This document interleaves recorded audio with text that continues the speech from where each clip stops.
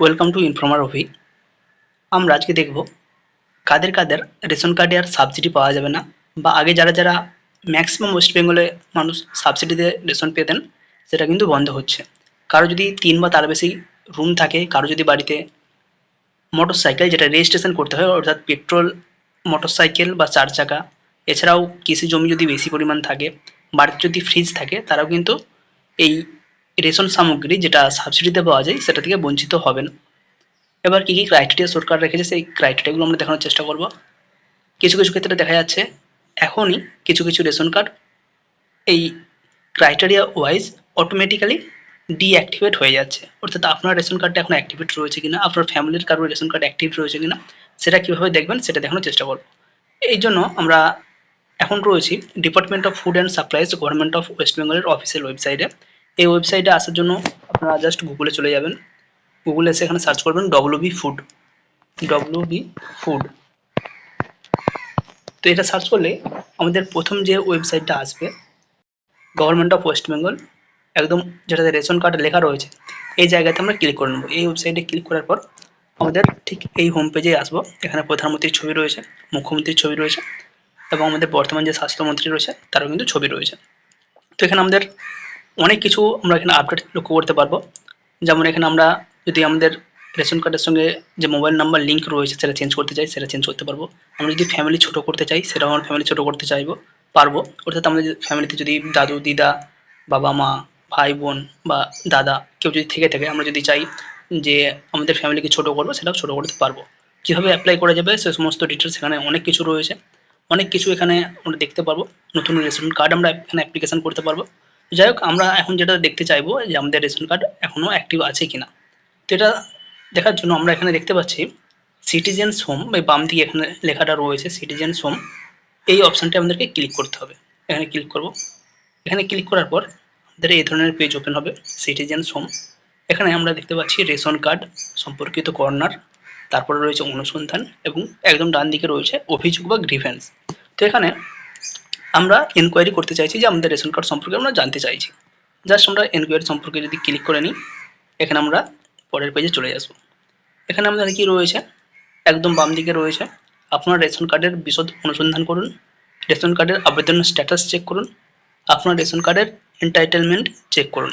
তো আমরা ration card যদি অ্যাপ্লিকেশান করে থাকি অনলাইনে, সেটা কোন পর্যায়ে আছে, অ্যাপ্লিকেশানটা এখন কি বর্তমান কন্ডিশন রয়েছে, সেটা মাঝেরটাই ক্লিক করে দেখতে পাবো।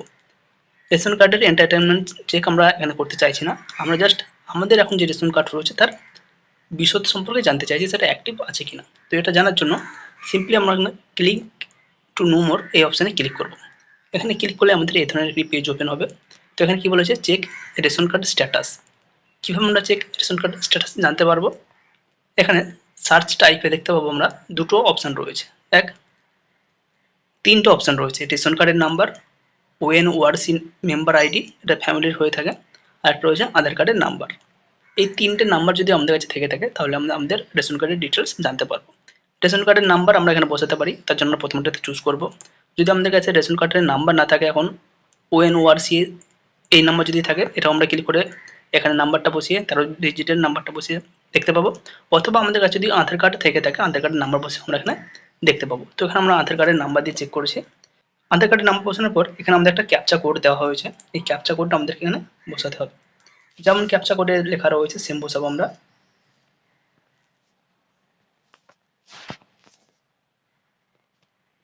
তো এখানে আমাদের ক্যাপচা কোডের সঙ্গে যখনই বসানো হয়ে যাবে, আমরা সেন্ড ওটিপিতে ক্লিক করব। সেন্ড ওটিপিতে ক্লিক করার পর এখানে আমাদের কি এসেছে, এন্টার ওটিপি। তো ওটিপি আমাদের আসবে মোবাইলে, দেখা যাক। আমাদের ওটিপি এসেছে 281 597।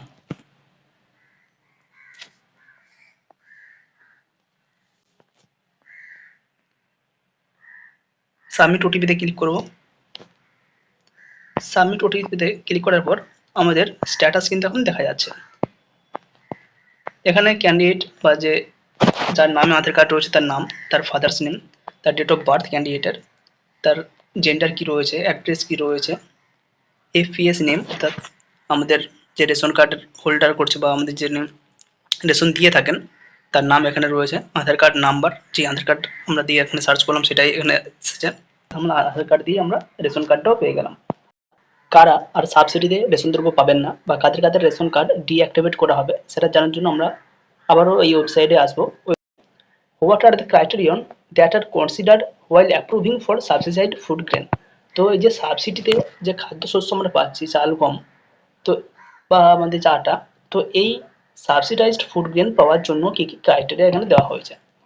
এখানে অ্যান্সার দেওয়া রয়েছে, urban areas and rural areas have different auto exclusion criteria. Auto exclusion অর্থাৎ যখনই আপনার কাছ থেকে অন্নপূর্ণা ফিল আপ করার জন্য কিছু কিছু ডাটা নেওয়া হয়েছে, সেই ডাটার উপর বেস করেই আপনারা কিন্তু এই পরবর্তী যাবতীয় অনলাইন কাজকর্ম যেগুলো সরকার দেখছে বা মনিটরিং করছে সেগুলো কিন্তু এক্সক্লুড করা হবে। অর্থাৎ আপনার ওই ডাটার ভিত্তিতেই আপনার এখানে রেশন কার্ড ডিঅ্যাক্টিভেট করা হবে বা কারো অ্যাক্টিভেট রাখা হবে। তো কী কী এখানে ক্রাইটেরিয়া দেওয়া হয়েছে, একটা আরবান এরিয়ার জন্য অর্থাৎ শহরাঞ্চলের জন্য, এবং একটা রুরাল বা আমাদের গ্রামের এদিকের জন্য, গ্রামাঞ্চলের জন্য কিছু ক্রাইটেরিয়া দেওয়া রয়েছে। গ্রামাঞ্চলের কী কী ক্রাইটেরিয়া দেওয়া রয়েছে, auto exclusion criteria for rural area. Rural area বা আমাদের গ্রামাঞ্চলের দিকে যেই বেসিসে রেশন কার্ড কারো থাকছে বা কারো ডিঅ্যাক্টিভেট হচ্ছে, কী কী রয়েছে, have any motorised 2 or 3 or 4 wheeler or fishing boat. কারো যদি ফিশিং বোট থেকে থাকে বাড়িতে, কারো যদি 2 চাকা বা 4 চাকা থেকে থাকে, মোটরাইজড অর্থাৎ মোটর সাইকেল, যদি 2 চাকা মোটর সাইকেল থেকে থাকে, বা কারো যদি 3 চাকা থেকে থাকে, কারো যদি 4 চাকা থেকে থাকে, বা কারো বাড়িতে যদি ফিশিং বোট মাছ ধরার জন্য কারো যদি বোট থেকে থাকে, এবং সেগুলো যদি রিকোয়ার রেজিস্ট্রেশন, তাদের যদি রেজিস্ট্রেশন করতে হয় তাহলে কিন্তু তারা বাদ যাবে। ম্যাক্সিমাম ক্ষেত্রে বা এখন প্রত্যেকটা পরিবারেই ধরা যেতে পারে 80 থেকে 85% ফ্যামিলিতেই মোটরসাইকেল রয়েছে যার রেজিস্ট্রেশন করতে হয়, বা পেট্রোল মোটরসাইকেল রয়েছে, তো তারা কিন্তু এখানে বাদ পড়বে এই নিয়ম অনুযায়ী। Have mechanised 3 or 4 wheeler agricultural equipment such as tractor or harvester. কারো বাড়িতে যদি ট্র্যাক্টর বা হারভেস্টার থেকে থাকে তারা কিন্তু বঞ্চিত হবে। Have Kisan credit card with credit limit of 50,000 and above. কারো যদি কিষান ক্রেডিট কার্ডে 50,000 বা তার অ্যাবভ বা তার বেশি লিমিট থেকে থাকে তারা বাদ পড়বে। Have any member of government employee. যদি বাড়িতে কারো বা কারো ফ্যামিলিতে যদি কোনো গভর্নমেন্ট এমপ্লয়ি থেকে থাকে বা সরকারি চাকরি করে তাহলে কিন্তু সে পাবে না। সেটা গ্যাজেটেড হতে পারে, নন গ্যাজেটেড হতে পারে, সেন্ট্রাল অথবা স্টেট গভর্নমেন্ট, রাজ্য সরকার, কেন্দ্র সরকার, gazetted officer, non gazetted officer, যাই হোক না কেন, কোনো যদি গভর্নমেন্ট বা সরকারি চাকরির সাথে যুক্ত এরকম কোনো ব্যক্তি থেকে থাকে তারা কিন্তু এই সুবিধা পাবে না। 5 নম্বর পয়েন্টে বলা হয়েছে, এই house hold with non agricultural enterprise registered with the government. Non agricultural enterprise অর্থাৎ কৃষির সঙ্গে যুক্ত নেই, কোনো যদি তারও কারো সংস্থা থেকে থাকে, কারো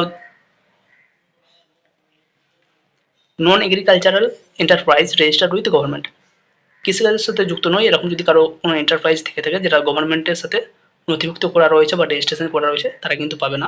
have any member in the family earning more than 15,000 per month. কারো ফ্যামিলির মেম্বার যদি, কোনো একজন ফ্যামিলি মেম্বার যদি মাসে 15,000 টাকা বা তার বেশি ইনকাম করে তাহলে কিন্তু তারা এই সুবিধা পাবে না। 7 নম্বর পয়েন্টে বলেছে, have any member paying income tax or professional tax. কোনো ব্যক্তি যদি ইনকাম ট্যাক্স অথবা প্রফেশনাল ট্যাক্স দিয়ে থাকে তাহলে কিন্তু তারা পাবে না। 8 নম্বর পয়েন্টে বলেছে, এই house hold with 3 or more room with all room having পাক্কা ওয়াল অ্যান্ড পাক্কা রুফ। কারো বাড়িতে যদি 3 বা তার বেশি রুম থাকে এবং সেই রুমগুলো যদি পাকার হয়, অর্থাৎ মাটির বাড়ির কথা ওখানে বলা হয়নি, আর যদি বাড়িতে 3টে বা তার বেশি পাকা রুম থেকে তার সঙ্গে যদি ছাদ থাকে তাহলে কিন্তু তারা পাবে না। ওন এ রেফ্রিজারেটর, কারো বাড়িতে যদি রেফ্রিজারেটর থাকে তাহলেও যে ফ্রিজ যেটাকে বলি সেই ফ্রিজ যদি থেকে থাকে তাহলে কিন্তু তারা পাবে না। ওন ল্যান্ডলাইন ফোন, কারো যদি বাড়িতে ল্যান্ডলাইন ফোন থেকে থাকে তাহলে তারা পাবে না।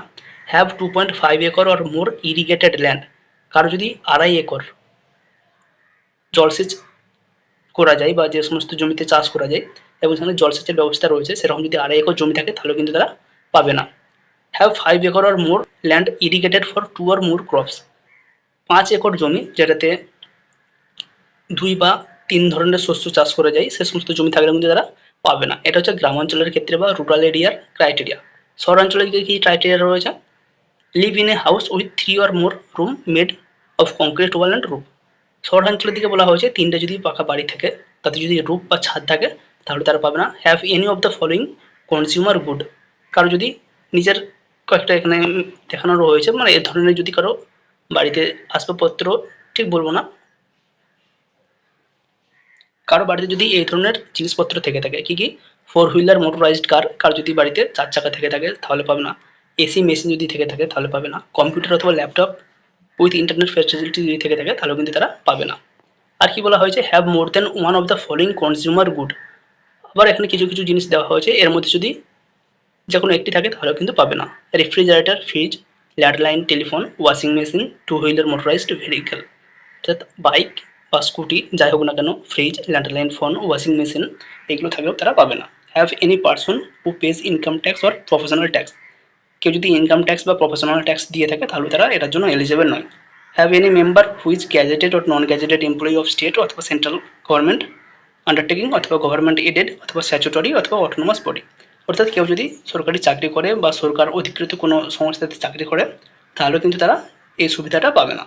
তো এই হচ্ছে রেশন কার্ডের গুরুত্বপূর্ণ কিছু আপডেট, শহরাঞ্চলের কিছুটা এবং গ্রামাঞ্চলের কিছুটা ক্রাইটেরিয়া এখানে দেওয়া হয়েছে। এই ক্রাইটেরিয়ার বেসিসে অটোমেটিক্যালি রেশন কার্ড ডিঅ্যাক্টিভেট হতে থাকবে। যারা এই ক্রাইটেরিয়ার মধ্যে পড়ছেন তাদের রেশন কার্ড কিন্তু ডিঅ্যাক্টিভেট হবে, তারা সাবসিডিতে কোনো খাদ্য সামগ্রী আর পাবেন না।